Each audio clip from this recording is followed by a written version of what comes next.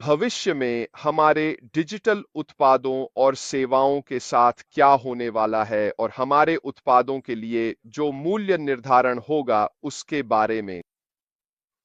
और बात यह है कि वह कीमत चाहे जो भी हो और हमें नहीं पता, हम केवल अनुमान लगा सकते हैं, उसका ग्राहक को मिलने वाले मूल्य पर कोई असर नहीं पड़ता। अगर आप इसे इस तरह सोचें, जब आप पैसे खर्च करते हैं लेकिन आपको मूल्य मिलता है, तो जो लागत है वह उस मूल्य के सामने महत्वहीन हो जाती है जो आपको प्राप्त होता है।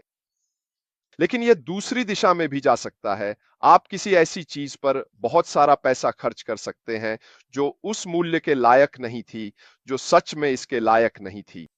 आप ये बात हमेशा सुनते हैं, है ना? इस पर मैंने बहुत पैसा खर्च किया और सच में यह इसके लायक नहीं था। लोग ये बात छुट्टियों के बारे में कहते हैं, लोग ये बात खरीदी गई कारों के बारे में कहते हैं, लोग ये बात अपने द्वारा खाए गए खाने के बारे में कहते हैं, उदाहरण के लिए, या जिन जगहों पर वे गए या जो भी हो, वे कहते हैं कि यह पैसे के लायक नहीं था। लेकिन वे यह भी कहते हैं कि उन्होंने जो खर्च किया, उसके बदले उन्हें बहुत अच्छा मूल्य मिला, और 10 में से 9 बार जो राशि उन्होंने खर्च की है, वह आमतौर पर कम राशि के बजाय बड़ी राशि होती है, जब वे कहते हैं कि उन्हें अपने खर्च किए गए पैसे का अच्छा मूल्य मिला। यह वास्तव में बहुत ही दिलचस्प और महत्वपूर्ण है। और जब हम अपने अगले महत्वपूर्ण चरण में जिन विभिन्न उत्पादों और सेवाओं की कीमत देखते हैं, तो उस मूल्य टैग से बिल्कुल भी घबराएं नहीं, क्योंकि यह एक निवेश है। मैं ये क्यों कह रहा हूं? क्योंकि लोग जो खरीदने जा रहे हैं, उसमें इतनी अधिक मूल्यवत्ता होगी कि उस व्यक्ति को मिलने वाले मूल्य के सामने कीमत वास्तव में कोई मायने नहीं रखती। अब मैंने अपने गूगल एआई पर मूल्य का कोई मूल्य टैग नहीं होता के बारे में देखा, और इस पर जो लिखा था वह बहुत दिलचस्प था। और इसमें लिखा है, मूल्य का कोई मूल्य टैग नहीं होता। यह कथन इस बात पर जोर देता है कि किसी चीज का आभासी महत्व उसकी मौद्रिक लागत से कहीं अधिक होता है। जहां कीमत एक निश्चित संख्या है, वहीं मूल्य व्यक्ति की आवश्यकताओं, लाभों और संतुष्टि के आधार पर एक व्यक्तिगत आकलन है। उदाहरण के लिए, एक ग्राहक किसी उत्पाद की बेहतर गुणवत्ता या भावनात्मक जुड़ाव के कारण उसे अधिक महंगा होने के बावजूद चुन सकता है, भले ही कोई सस्ता विकल्प मौजूद हो। अब ये बहुत दिलचस्प है ना? बहुत से लोग ऐसे होते हैं जो किसी चीज पर ज्यादा पैसे खर्च करना पसंद करते हैं, जबकि उसका कोई सस्ता या समान विकल्प भी उपलब्ध होता है, क्योंकि वे जानते हैं कि उस एक कंपनी के उत्पाद पर ज्यादा पैसे खर्च करने से उन्हें बेहतर मूल्य मिलेगा। दिलचस्प है ना? यही कारण है कि लोग, उदाहरण के लिए, जब कार खरीदते हैं तो वे कुछ खास ब्रांड की कारों की ओर झुकाव रखते हैं और उन ब्रांड की कारों पर ज्यादा पैसे खर्च करते हैं, क्योंकि उन्हें लगता है कि उस ब्रांड से उन्हें अपने खर्च किए गए पैसों का बेहतर मूल्य मिलता है, भले ही वह किसी अन्य ब्रांड या मॉडल की कार की तुलना में महंगी ही क्यों ना हो।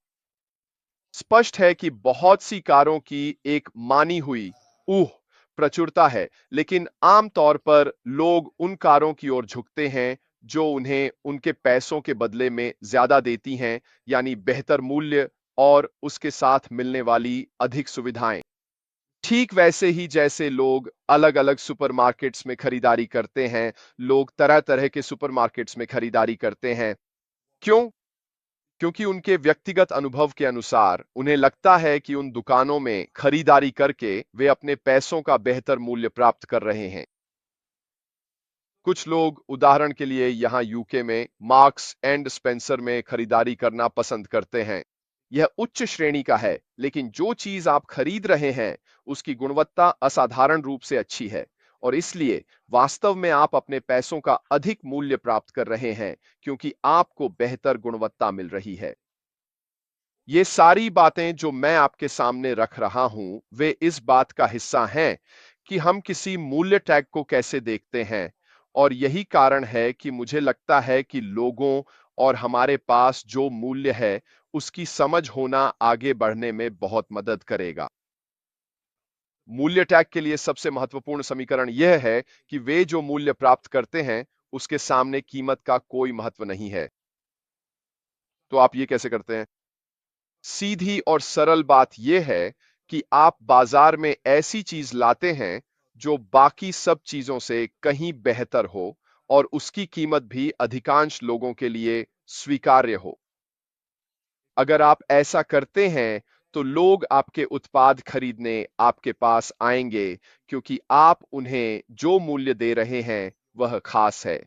मूल्य टैग दूसरों के बराबर हो सकता है। मूल्य टैग वास्तव में दूसरों से अधिक भी हो सकता है। लेकिन अगर आपको उस उत्पाद में अधिक सुविधाएं, तकनीक, उपयोगिता, उपयोगकर्ता अनुभव और बाकी सब कुछ मिल रहा है, तो उस उत्पाद और सेवा को बेचना मुश्किल नहीं होगा।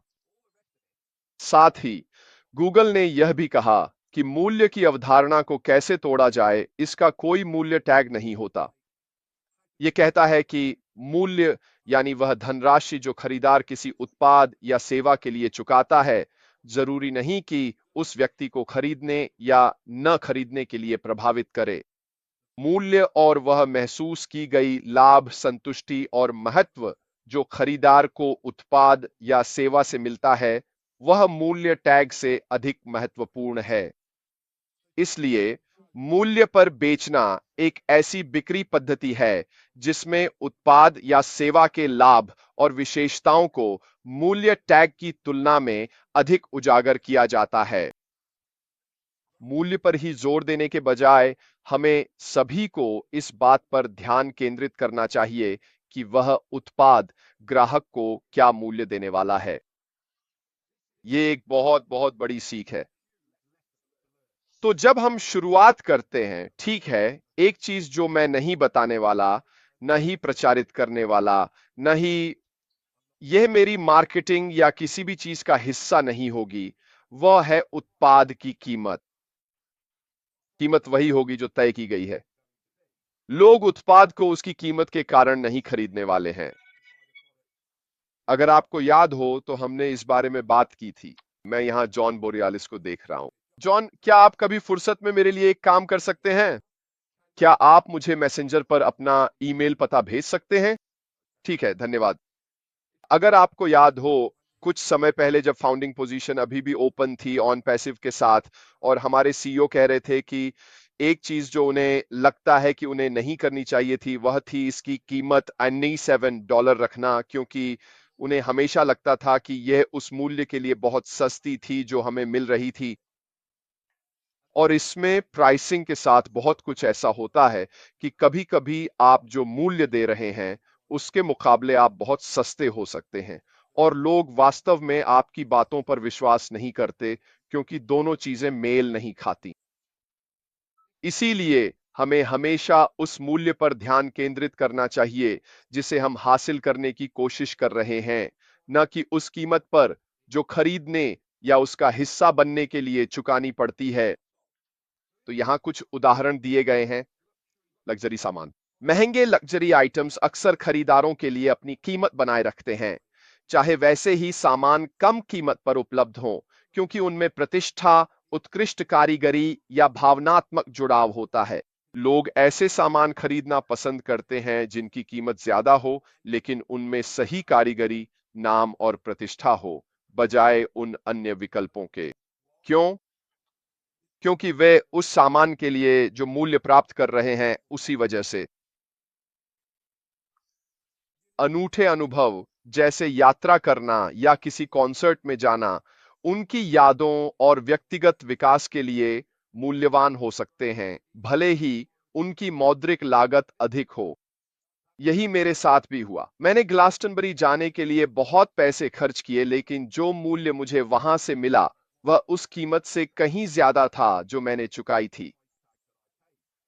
और मैं ये सोचकर लौटा, असल में टिकट के लिए £400 की कीमत बहुत ही अच्छी डील थी। निवेश भी मूल्य समीकरण का एक हिस्सा है। निवेशक किसी कंपनी की दीर्घकालिक मूल्य को एक संपत्ति के रूप में देख सकते हैं, भले ही वर्तमान कीमत अधिक हो, अगर उसमें भविष्य में विकास और लाभ की संभावना हो। स्पष्ट है, यह एक ऐसा क्षेत्र है जिसमें आपको अच्छी जानकारी होनी चाहिए ताकि आप इस तरह की चीजों का लाभ उठा सकें। पर्यावरणीय वस्तुएं जैसे कि स्वच्छ हवा और पानी, उनका मूल्य अक्सर मौद्रिक रूप में निर्धारित करना कठिन होता है, लेकिन यह एक ऐसा संरक्षण है जो हम सभी के लिए अत्यंत महत्वपूर्ण है। अब अगर हम लोगों को पानी और स्वच्छ हवा के उस मूल्य के बारे में शिक्षित कर सकें, तो यह उन चीजों के मूल्य को समझने में मदद करता है जिनका कोई मौद्रिक आधार नहीं है। इसलिए मूल्य बहुत ही व्यक्तिपरक है और यह व्यक्ति से व्यक्ति में भिन्न होता है। बिल्कुल, जो मुझे अच्छा मूल्य लगता है, वह किसी और को नहीं लग सकता। और यही मूल्य की खूबसूरती है कि एक ही चीज सभी के लिए उपयुक्त नहीं होती।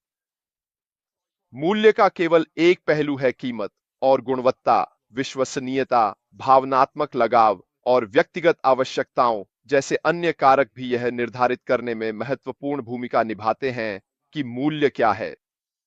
और व्यवसाय भी अपने ग्राहकों की आवश्यकताओं को समझकर अपने मूल्य प्रस्ताव को बेहतर बना सकते हैं और यह भी दिखा सकते हैं कि उनके उत्पाद या सेवाएं ग्राहक की उन आवश्यकताओं को कैसे पूरा करती हैं।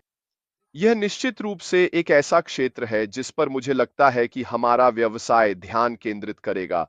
कंपनी के माध्यम से यह संदेश फैलाना कि उनके उत्पादों और सेवाओं का क्या मूल्य है जो वे पेश करने जा रहे हैं।